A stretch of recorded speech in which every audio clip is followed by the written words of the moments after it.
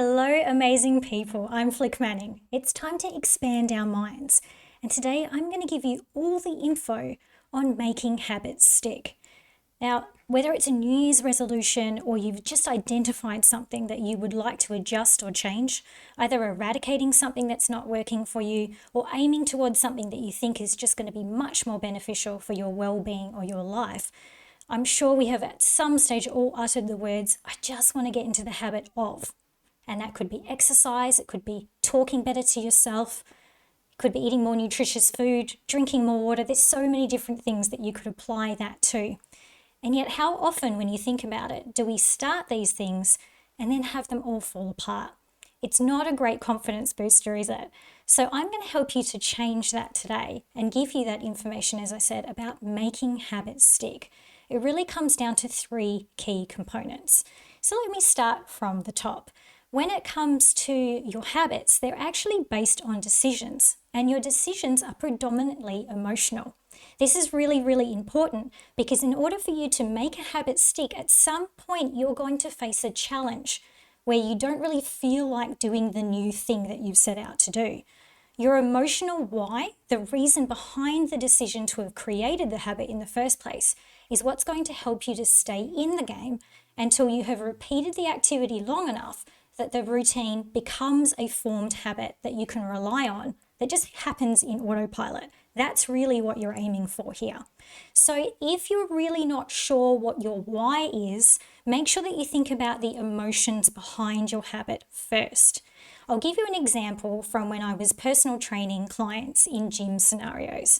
Very often people would come into the gym and they would say, in answer to my question, why would you like to establish an exercise routine? They would say, so that I can lose weight. Now, that's a really great goal to have. It's a very common thing to have in that scenario, but it's really more like a marker on a checklist. It's the byproduct of your effort. It's not your emotional why. So very often then we have to dig a little bit deeper, and it may be, for example, that you're feeling a little bit unfit and unable to keep up with your kids who are young and playing very physical activities, and you feel that you're missing out on some sort of bonding or connection with them. That's a much more powerful emotional why, and that's what you're going to tap into to keep you building that habit over a period of time. So before you establish any new habits, make sure that you understand your emotional why. That's number one. Number two is having a preparedness that is going to take some time to establish your habit.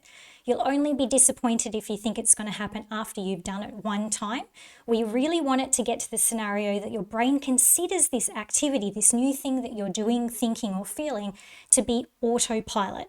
The brain runs on efficiency. It doesn't want to have to consciously be aware of every single activity you want it to do all the time. So it's got to be something that has been repeated enough that it can become autopilot.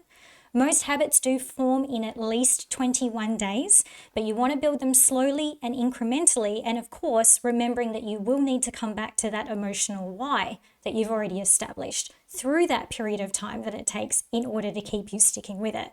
Now, those are the two probably most obvious ones, and they're really important to keep in mind, but I really think that the third is the most powerful thing to really, really focus on here.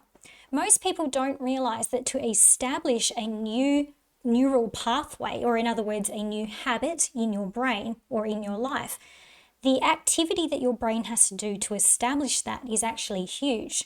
We're asking the brain to take its very finite resources of food, water, whatever environment you're in, the sleep that you've had the night before, and say to it, you need to take that and place that over here so that you can go and build neurons, dendrites, and synapses, in other words, the glue that helps the neural pathway to form and stick in your brain so well and established that it does become autopilot through repetition.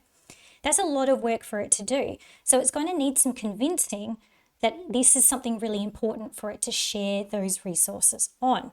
So again, expecting that it is going to happen fast or in isolation, that's really where we see people drop off. And in the exercise scenario that I gave you earlier, this is actually the reason why so many people that get gym memberships, for example, stop using them very quickly after they've signed on for them. There's just so many things that need to go into creating the habit that it almost becomes an obstacle in itself to begin building out that neural pathway. When we're talking about neural pathways, we're actually talking about neuroplasticity. And neuroplasticity is actually the growing, the adapting, the learning ability of the brain. And what we know is that you can teach old dogs new tricks. That myth is well and truly busted. So no matter what your age is, you can learn and form new habits and make them stick. Now, coming back to our third point, of course, making sure that you're very, very aware of the first two parts of the scenario are key, because you will need to include them. But in order to really build that habit, we need to leverage pre-existing habits. It will not be done in isolation on its own. In order to speed it up, to get the brain really comfortable with it, we need to actually attach it to something that we're already doing, thinking, or feeling in order for that process to gel and in order for the brain to build out the neurons, the dendrites, and the synapses required to turn it into an autopilot function. So that's pretty important.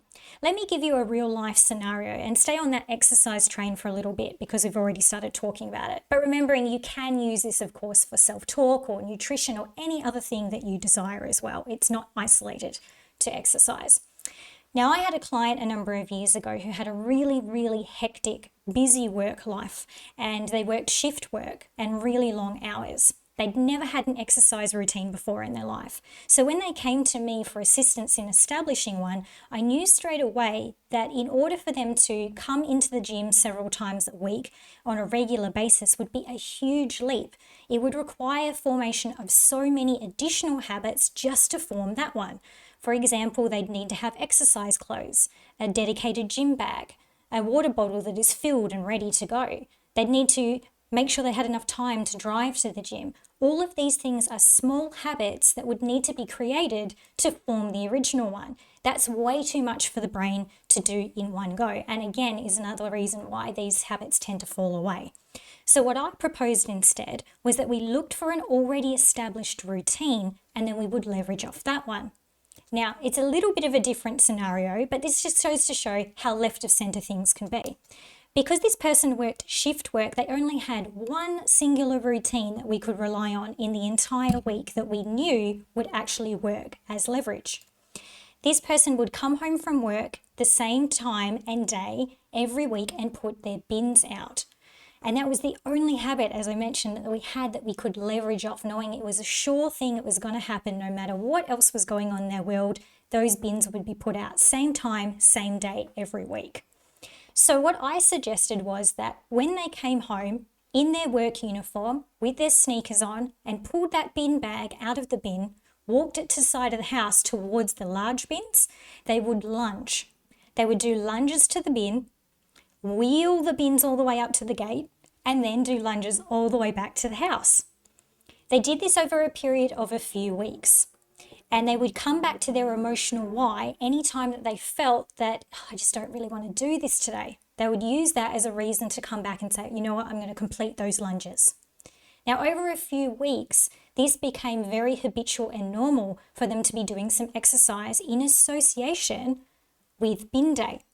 We were then able to incrementally expand this to include some more exercises, creating more time between when they actually got home and when those bins got placed out the front. The key I was really looking for as the trainer was for them to say, I just did it automatically, because then I would know that it had become autopilot, already established enough that we could then expand. Over a period of about 4 to 6 weeks, we got to the point where my client was able to say to me, you know what, I just did it automatically. It just kind of happened. Perfect. I already knew that the base habit had been formed. From there, we had the freedom to start expanding that out further, where we could include scenarios like physically coming into the gym, so changing the location, or even changing the time and day that they did the exercise as well. But we needed to use that pre-established routine in the first place to create the habit. Small incremental steps, using the emotional why to reinforce it, and then of course repetition, repetition, repetition. This is how you create a new neural pathway or a new habit.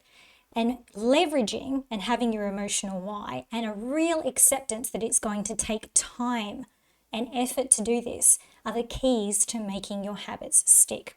So no matter what it is that you're looking to do this year, whether again you're trying to eradicate something that's maybe not working for you, or you're trying to build in something new that's going to be really, really powerful for you this year, the key things to remember are: establish your why.